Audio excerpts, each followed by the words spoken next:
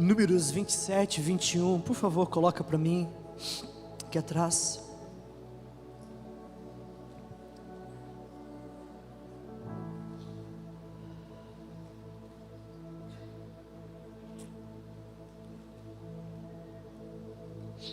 Vou ler do 21 até o 23, amém?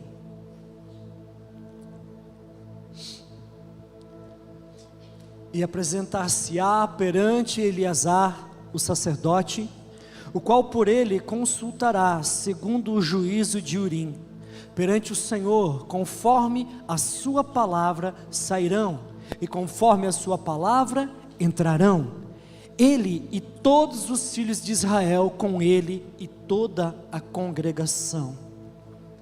Agora vai para mim lá em Êxodo 28, 30.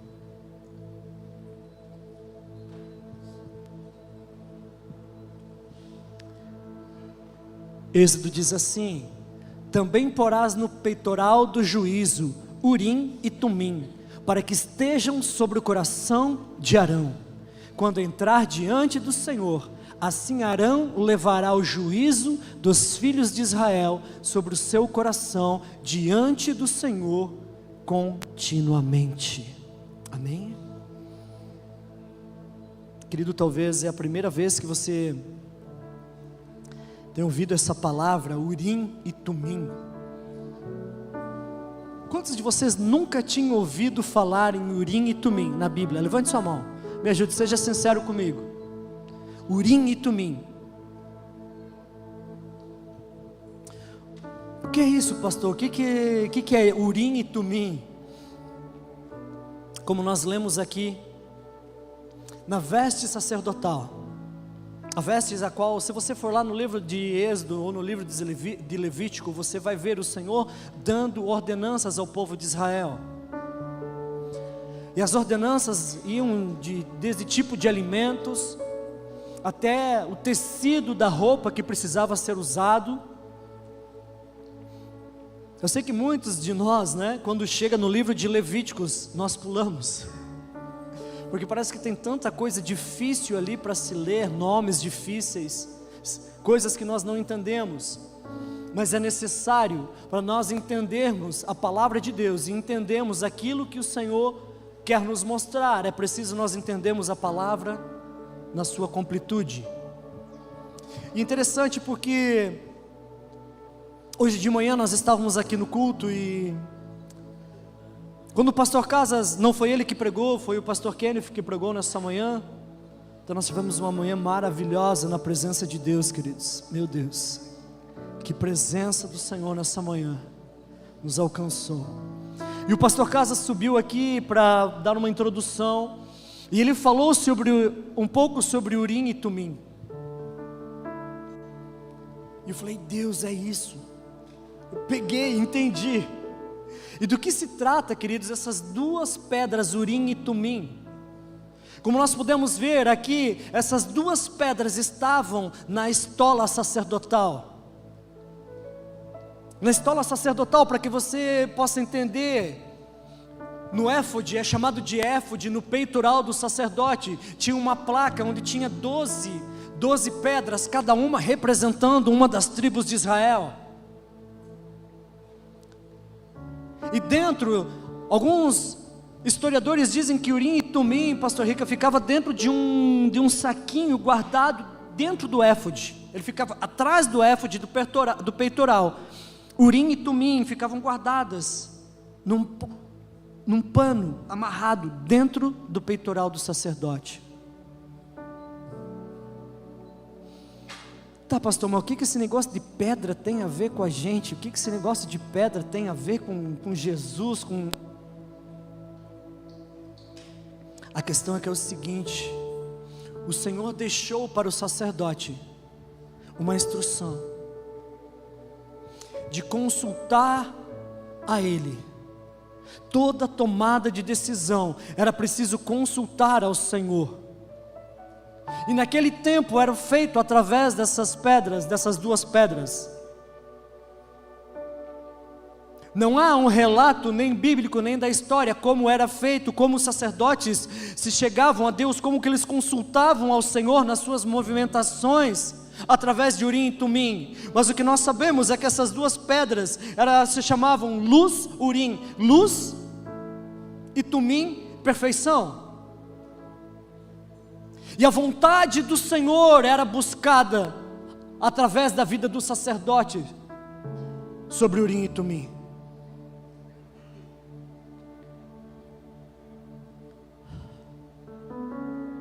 Sabe, quando nessa manhã o pastor Carlos estava falando sobre isso, e talvez você possa pensar que isso é um assunto chato, um assunto teológico, exegético, que a gente vai ver a composição da pedra. Não, isso é muito mais espiritual do que você imagina, porque isso falam das nossas tomadas de decisões. Sabe, muitas vezes nós fazemos as coisas sem consultar ao Senhor e fazemos somente pela força do nosso braço ou a força do nosso entendimento.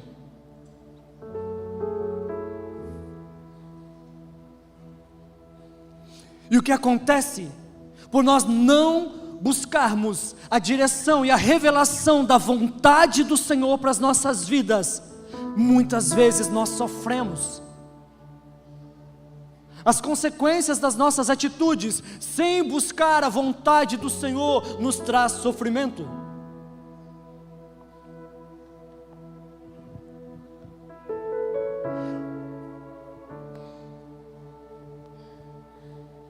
Então, às vezes nós, eu já sei, eu já vi, eu já passei,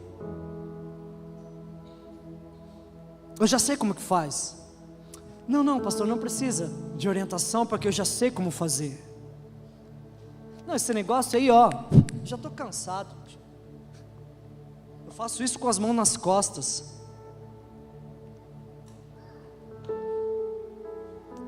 Muitas vezes nos movemos sem uma palavra, sem uma direção e sem nós buscarmos a Deus verdadeiramente. Muitas vezes nós não temos uma palavra para nos mover, mas mesmo assim nós nos movemos.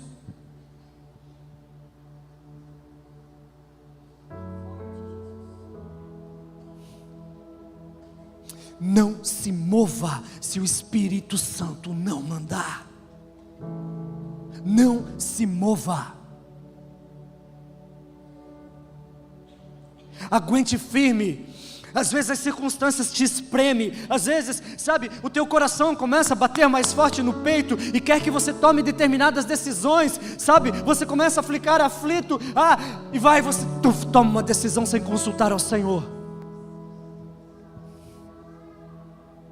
E na grande maioria das vezes, decisões que nós tomamos sem aguardar uma resposta do Senhor, são decisões erradas, e nós precisamos fazer o caminho de volta.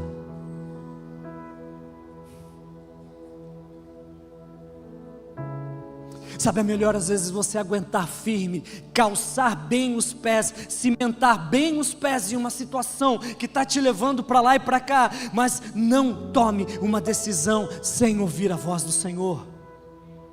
Não se mova, se o Espírito Santo não te direcionar, não se mova.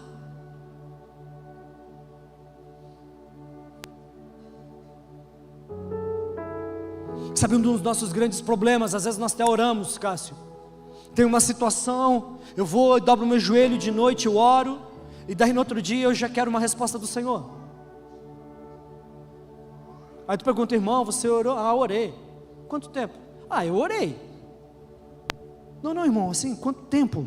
Meses, ano? Não, pastor, eu orei.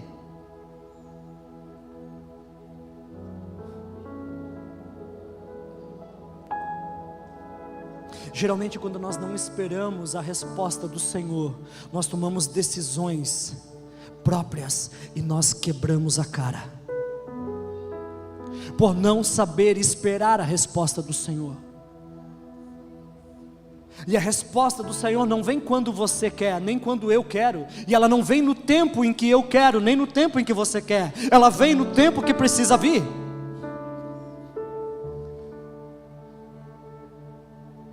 Talvez eu esteja falando nessa noite com uma maioria, majoritariamente pessoas que conhecem a palavra, são cristãos, batizados, falam em línguas, vê anjo. Só que quando chega no tempo e de esperar algo chamado aguardar a resposta certa do Senhor, muitos cristãos se perdem. Você quer ver um cristão alguém que se perdeu porque não esperou a resposta do Senhor? Abre para mim em 1 Samuel 28:6. Alguém que se moveu porque não esperou o Senhor falar com ele. Segura aqui antes de nós começarmos a ler.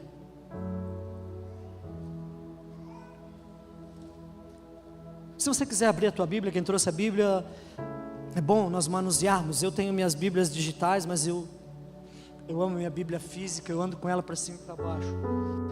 Até tem cheiro de várias coisas aqui. Tem lágrimas aqui dentro.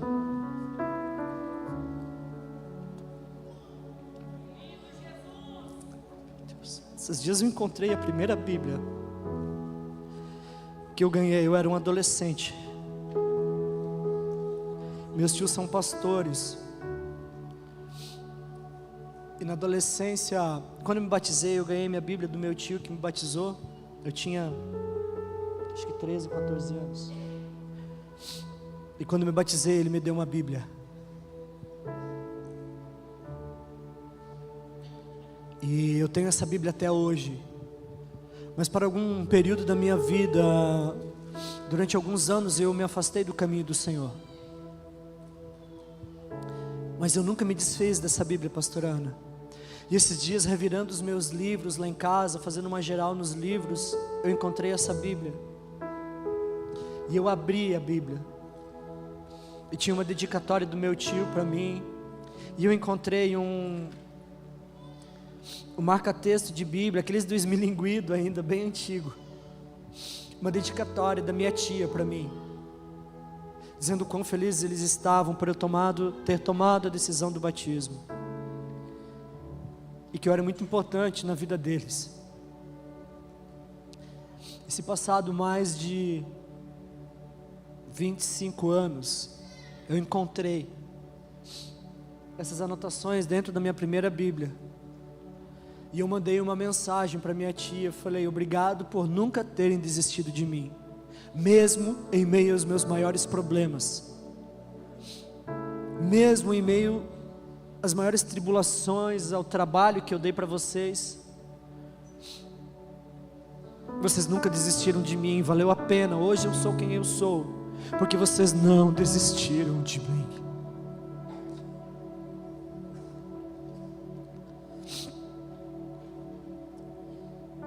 Então, se tem alguém por que você ora, nós já voltamos na palavra, o Espírito Santo está me impelindo a fazer algo. Se há alguém por quem você ora,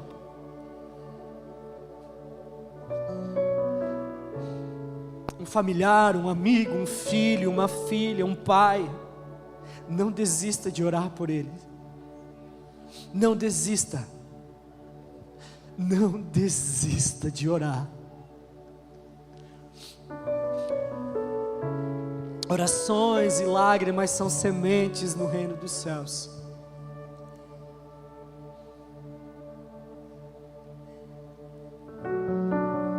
Vale a pena persistir. Minha avó está com quase 90 anos. Ela fez 89 agora dia 17 de outubro. Ela tem um caderninho de oração com o nome de todos os filhos, os netos, os bisnetos, os tataranetos. E era hora por todos nós. E sabe o que é mais interessante? Um dia eu estava lá na casa dela e peguei o caderninho dela. Aquele caderno, ele tem a marca de uma mão, pastor Rica, que ela já tem problema nas articulações. Então o caderno dela, ele fica tortinho assim, ó. E eu comecei a olhar aquele caderno e tinha alguns nomes que eu não conhecia. E eu chamo minha avó de mãe, porque foi ela que me criou. Então eu perguntei assim: mãe, tem lá... Perdão, desculpa. O caderninho dela é assim, ó. É tortinho. Aí eu comecei a folhear o caderninho dela, e tem lá uma página escrito pastores. Aí eu abri aquela página, e tinha alguns nomes que eu não conhecia. Falei: mãe, quem são essas pessoas aqui? Quem são esses homens? Aquele dia ela me constrangeu. Ela falou assim: filho, alguns desses homens que estão aqui nessa lista, eles já não são mais pastores, muitos deles já desistiram, alguns caíram, outros se desviaram, mas eu continuo orando por eles. Eu continuo orando por eles. E se ela tivesse desistido de orar por mim? E se ela tivesse desistido de orar pelos meus tios? Minha avó teve 10 filhos, a maioria deles se desviaram, mas nem um dia da vida deles ela deixou de orar por eles. Às vezes eu chegava em casa de madrugada, nós já voltamos aqui para a palavra, o Senhor está me impelindo muito forte para falar sobre isso. Eu saía, às vezes, eu voltava de madrugada das festas. Quando eu ia chegando em casa, 4, 5 da manhã, eu via a luzinha amarela lá do quarto dela acesa. Às vezes eu chegava bêbado, com a roupa fedendo cigarro.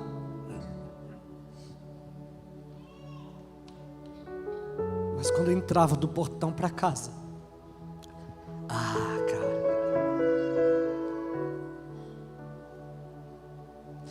eu abria a porta de casa, 4, 5 da manhã, a minha velhinha estava lá orando por mim até que eu chegasse.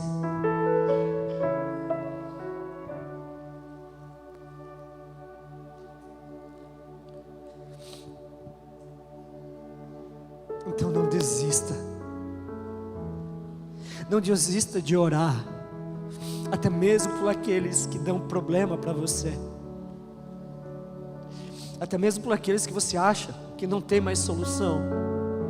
Sabe, pastor Trindade, nós temos uma grande facilidade em orar por pessoas que nós amamos, que são queridas, que são cheirosas, que são bonitinhas, mas nós temos dificuldade de orar por pessoas que nos trazem problema, que geram problema. E o Senhor está nos convocando nesse tempo. Ele está erguendo um exército de oração. Um exército de oração.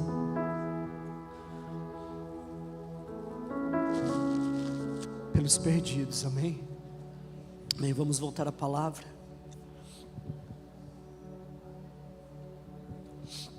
Pode colocar lá novamente.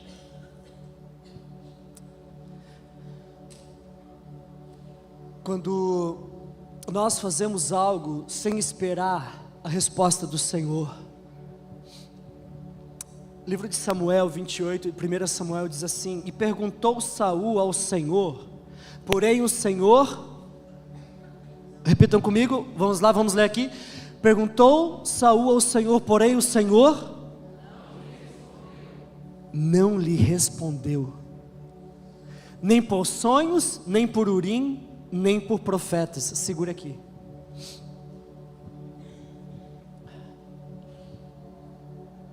O Senhor não respondeu a Saul.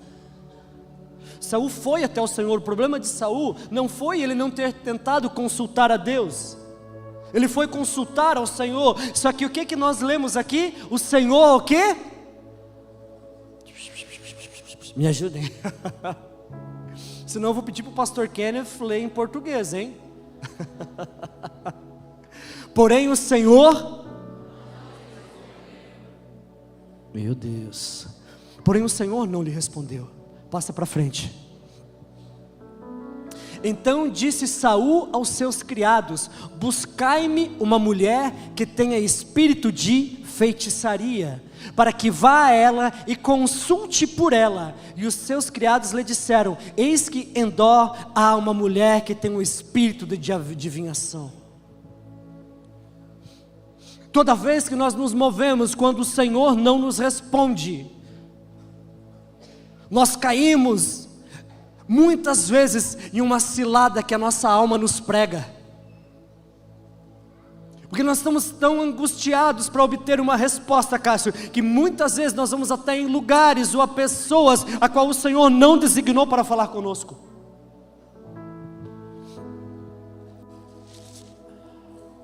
Nós buscamos fora do Senhor pessoas que falem aquilo que a gente quer ouvir, aquilo que a nossa alma já está desejosa para fazer.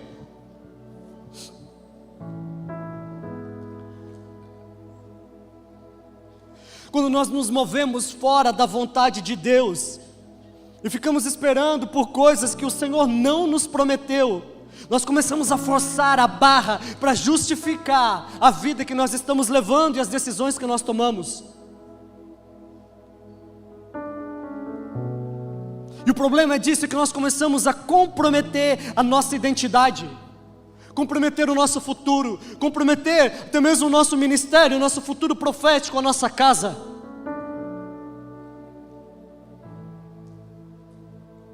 Nos movendo fora da direção de Deus, porque não esperamos o tempo, não esperamos o Senhor dizer sim, agora vai. Então nós começamos a fazer coisas para agradar as pessoas, para chegar naquele lugar aonde os nossos olhos querem, aonde a nossa alma quer chegar. Nós começamos a movimentar coisas a qual o Senhor não pediu para nós movimentarmos. Sabe, isso vira uma bola de neve na nossa vida. Vocês podem ver Saul, um rei de Israel, ungido por Samuel, um dos maiores profetas, a qual Samuel ungiu 3 reis, e 2 profetas, se não me engano. How many Samuel, the prophet Samuel, he anointed 3 kings and 2 kings, 1 prophet. Samuel ungiu a 2 reis e 1 profeta.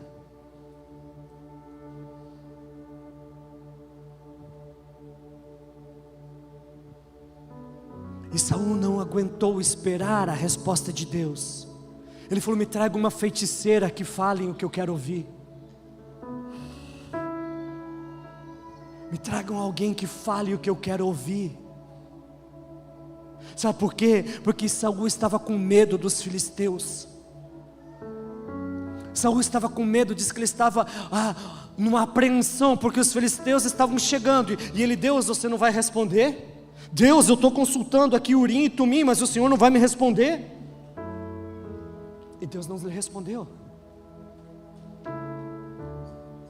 Ele falou: então me tragam alguém. Me tragam alguém. Porque a minha alma está aflita, eu estou com medo, eu preciso escutar, eu preciso, sabe, Jean, eu preciso ouvir alguém, porque Deus não está me respondendo, então pelo menos alguém vai me falar alguma coisa.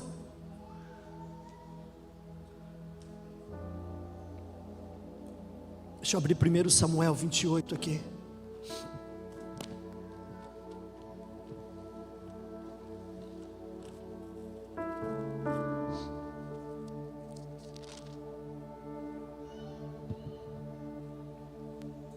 Eu vou ler desde o 1 até o 6, onde nós começamos. Diz assim: sucedeu naqueles dias que, juntando os filisteus, os seus exércitos, para a peleja, para fazer guerra contra Israel, disse Aquis a Davi: fica sabendo que comigo sairás a peleja, tu e os teus homens. Então disse Davi a Aquis: assim saberás quanto pode o teu servo fazer. Disse Aquis a Davi: por isso lhe farei minha guarda pessoal para sempre. 3, é aqui que eu quero entrar. Já Samuel era morto, e todo Israel o tinha chorado e tinha sepultado em Ramá, que era a sua cidade. Saul havia desterrado os médios e os adivinhos. Ajuntando-se os filisteus, vieram acampar-se em Sunem.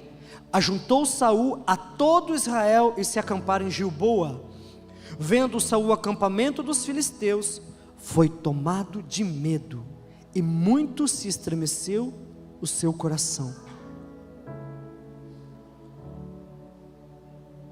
Consultou Saul o Senhor, porém o Senhor não lhe respondeu, nem em sonhos, nem por Urim, nem pelos profetas.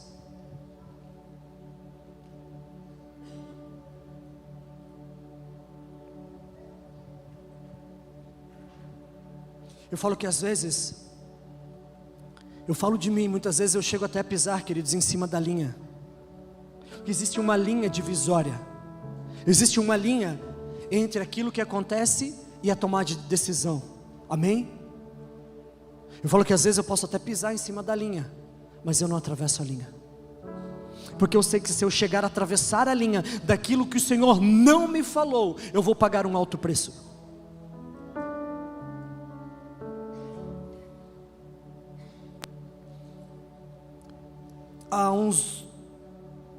Eu estava em um processo há uns 2 anos mais ou menos, e como eu falei, muitas vezes o Senhor Ele não te responde numa semana, nem um mês, talvez nem um ano. Eu já estava em oração há muitos anos sobre uma situação, e há uns 2 anos atrás eu entrei em um processo. O que aparentemente parecia ser a resposta de oração. E aquele processo foi acontecendo e foi andando, e foi indo, e foi indo, e foi indo, e foi acontecendo. Eu falei, opa, está acontecendo. E esse ano, as coisas esquentaram. Eu falei, opa, é isso aí, é nós, tanto tempo esperando, agora Deus liberou a chave da vitória. Receba. Eu falei, não, esse ano é o ano de fincar o pé na porta. E queridos, aparentemente, tudo fazia sentido com aquilo que eu estava orando. Só que o meu coração não estava tranquilo.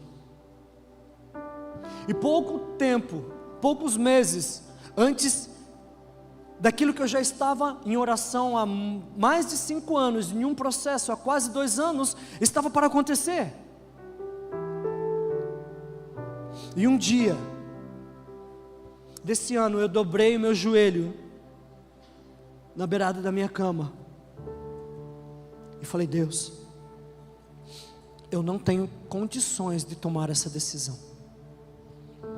Por mim mesmo eu não consigo tomar essa decisão. Eu sou uma pessoa, quem me conhece sabe que eu sou uma pessoa firme, uma pessoa de decisão, uma pessoa que, graças a Deus, consigo diferenciar entre a esquerda e a direita, a mão esquerda e a mão direita, amém?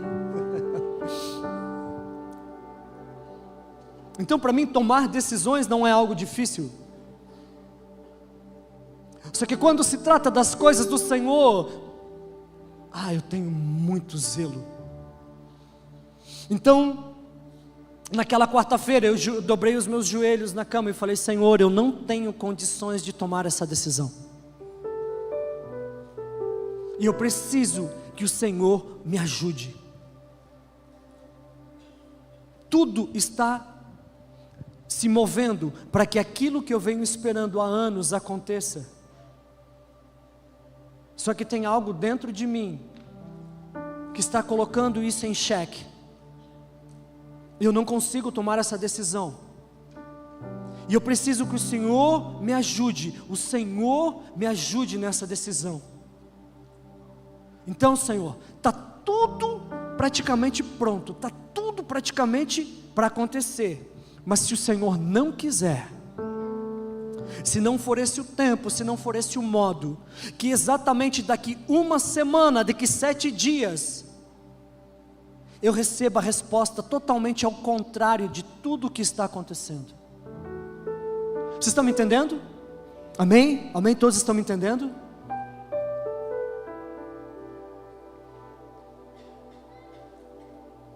E queridos, exatamente uma semana depois, 7 dias, eu recebi uma mensagem no meu celular. Exatamente a resposta que eu pedi para o Senhor. Sabe quando você sabe que a resposta vai ser sim? Tudo é que nem o Palmeiras ser campeão de novo esse ano. Todo mundo já sabe que vai ser, amém? Já sabe, né? Todo mundo já sabe que o Palmeiras vai ser campeão de novo, então...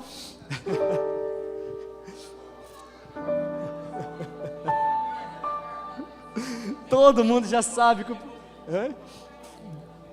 Então sabe aquele negócio que você já tem certeza que vai ser, mas você fala assim: Deus, se não é o Senhor que está nesse negócio, eu abro mão de todo esse período, de todas as dores, de todas as lágrimas, de todo o tempo despendido, de noites, de madrugadas acordado, porque às vezes era 5 horas da manhã, eu estava em reunião aqui com o outro lado do mundo.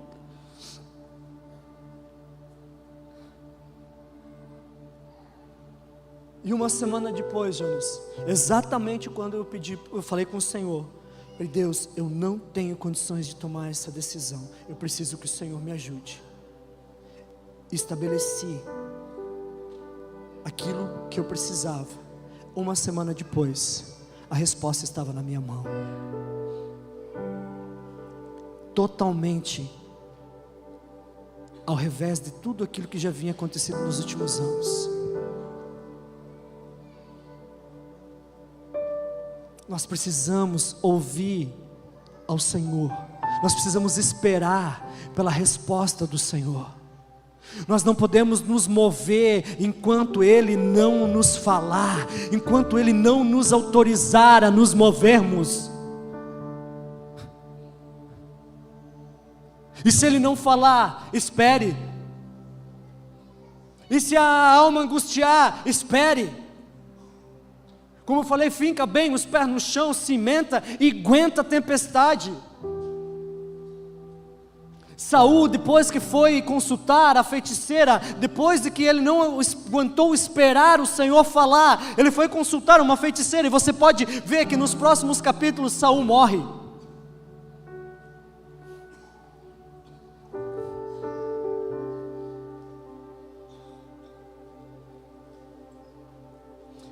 E o problema é que quando nós nos movimentamos em um tempo ou um lugar a qual não foi o Senhor que nos ordenou, mas nós vamos pela força do nosso próprio braço, nós começamos quando nós chegamos naquele lugar, sabe, é o paraíso, tem água de coco, tem cadeira, tem vento, parece que está tudo bem, só que de repente você começa a entrar em um lugar chamado insatisfação.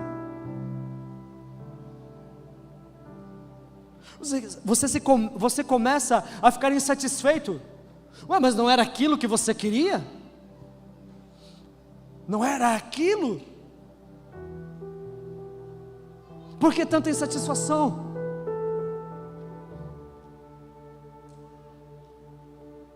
Insatisfação é um descontentamento que surge quando a pessoa, por conta própria, ignora a orientação de Deus.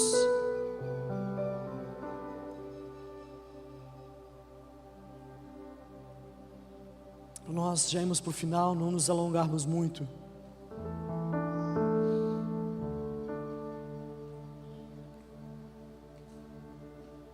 Nós precisamos, queridos, pesar o nosso coração. Nós precisamos pesar o nosso coração nas nossas atitudes. Nós precisamos pesar o nosso coração se aquilo que nós estamos querendo fazer realmente é a vontade de Deus.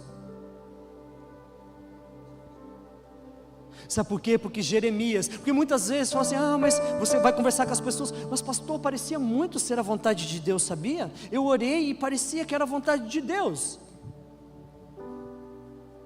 Será que só sou eu? Acho que só sou eu, estou olhando aqui de cima, parece que vocês estão com mais certeza de que tudo que vocês oram é a vontade de Deus. Mas eu preciso colocar o meu coração à prova. Sabe por quê? Porque Jeremias falou algo sobre o meu coração. Jeremias lá no capítulo 17, versículo 9, assim ele falou: Fábio, enganoso é o teu coração, mais do que todas as outras coisas, e desesperadamente corrupto. Aqui diz perverso, quem o conhecerá?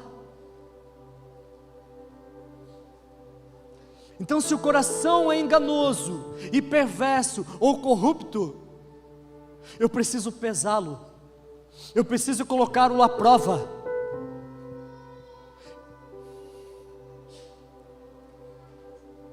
Muitas vezes na pessoa, não, vamos colocar Deus à prova. Não, você precisa colocar você mesmo à prova.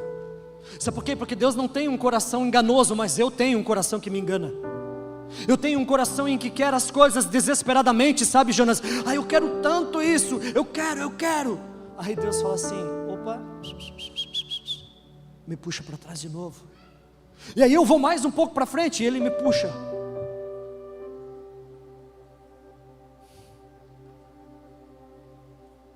Ainda bem que Ele é misericordioso. Ainda bem que Ele é misericordioso.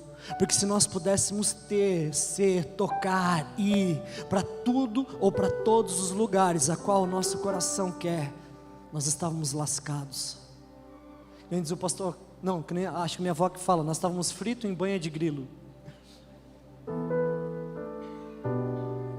Então, se o meu coração, assim como Jeremias diz, que ele é um coração enganoso, eu não posso tomar decisões apenas pelos meus sentimentos.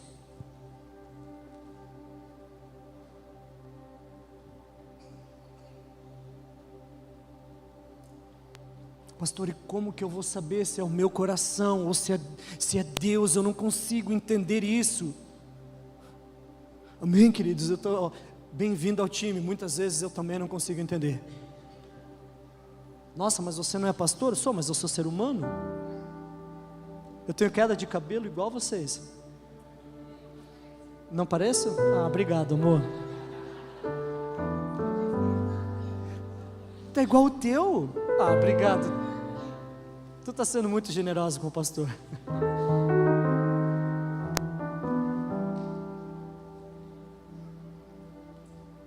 E qual é o filtro, pastor, para nós sabermos se é o Senhor que está falando ou se é o nosso coração nos tentando pregar uma peça? Tem algo muito simples. Na verdade, eu deveria vender essa dica, Alan. Eu deveria vender essa dica ou montar um curso de ensinamento sobre isso que eu vou falar agora, sobre a chave de 1 milhão. O que vai diferenciar se é o Senhor ou se é o teu coração? Vocês estão prontos para receber a chave? Não, poucos. Então eu vou vender, não vou dar de graça. Então acessem o meu site, fabiocarlim.com.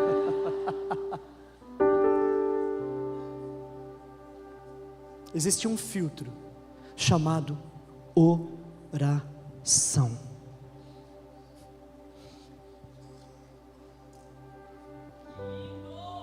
Existe um filtro que vai pesar o teu coração perante as decisões que você quer tomar, que a tua alma grita para tomar. Ela se chama oração.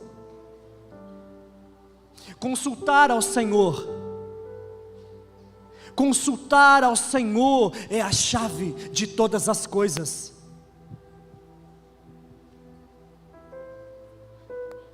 Vocês lembram que lá no livro de Tiago diz assim: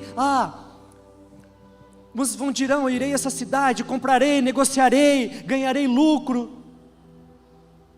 Aí ele diz assim: não faça isso, mas antes diga, se Deus quiser, eu irei, negociarei, ganharei e obterei lucro.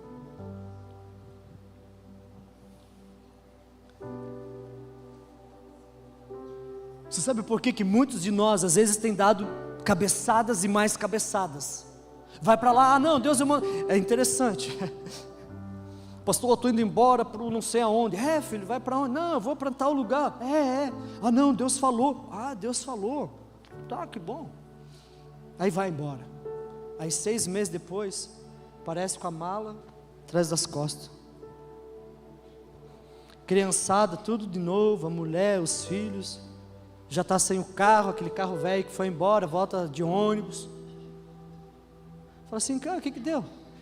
Então, veja bem, né, pastor, não era aquele o tempo. Não era, na verdade, para aquele lugar, era para outro.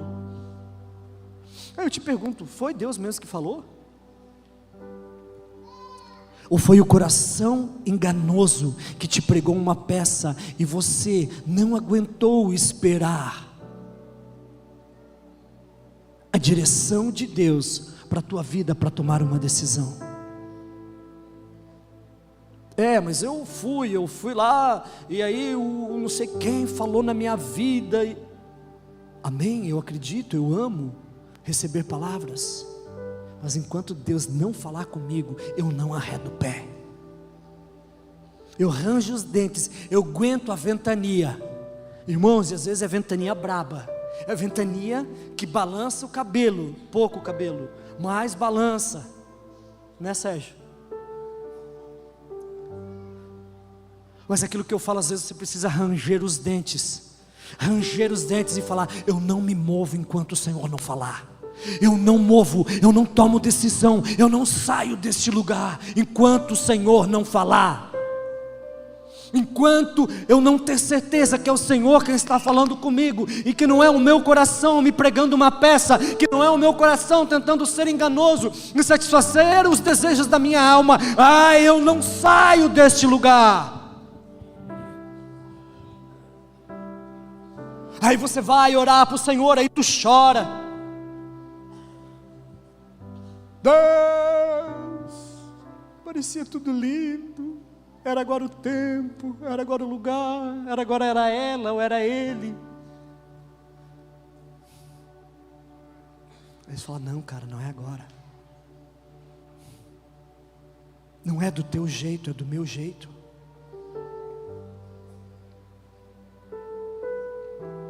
Quantas vezes Davi no seu coração, ele já tinha tomado decisões. Quantas vezes Davi no seu coração já tinha tomado decisões, mas ele falou assim, opa, peraí, antes de nós irmos, deixa eu consultar ao Senhor. Antes de eu movimentar o meu reino, antes de eu movimentar o meu exército, antes de eu movimentar, ir para as frentes de batalha, antes de eu tomar qualquer decisão, deixa eu consultar ao Senhor. E aí o que acontecia? Davi, ele já tinha uma certeza no seu coração, mas quando ele ia aos pés do Senhor, o Senhor falou, não, dessa vez não, Davi, dessa vez, coloca as coisas na mochilinha, guarda a mochilinha de novo e volta para casa.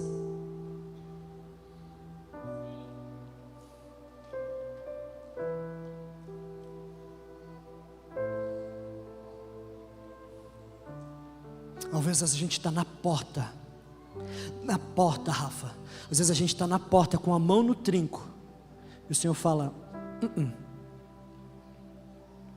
não é para abrir, não é para abrir agora.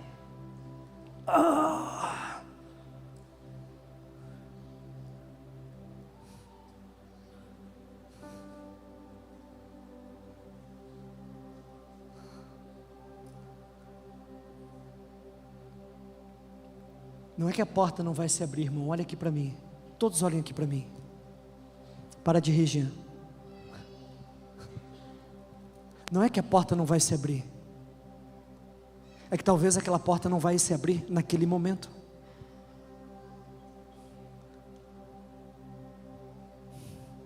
A porta não vai se abrir naquele momento, no momento em que você quer. Você pode até estar com a mão na maçaneta, mas se o Senhor não autorizar você a virar a maçaneta e você entrar, e você fizer isso pela tua própria decisão, é só frustração, insatisfação.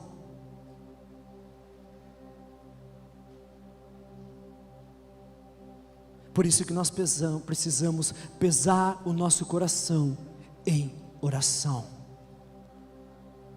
colocarmos perante o Senhor todos os nossos anseios, as nossas dificuldades, até mesmo aquilo que nós pensamos em ter certeza, assim como Davi, muitas vezes com o seu exército preparado, e ele olhava lá do outro lado, tinha um pouquinho de gente, e o seu exército com 300 mil, homens. E eu falo, não, estralar de dedo, eu vou lá, acabo com tudo aquilo. Mas ele pesava o seu coração, e ele chegava até o Senhor, e o Senhor falava, não, Davi, não dessa vez, não é o momento. Então nós começamos nessa noite, queridos, falando de duas pedras, que grande parte nunca tinha ouvido falar, mas que ficavam escondidas dentro do peitoral do sacerdote, e eles não se moviam antes de consultar ao Senhor. E essa é a palavra do Senhor para essa noite. Não se movimente, não tome decisões sem antes falar com o Senhor, e mais além, sem antes de ter uma resposta do Senhor. Se coloque de pé.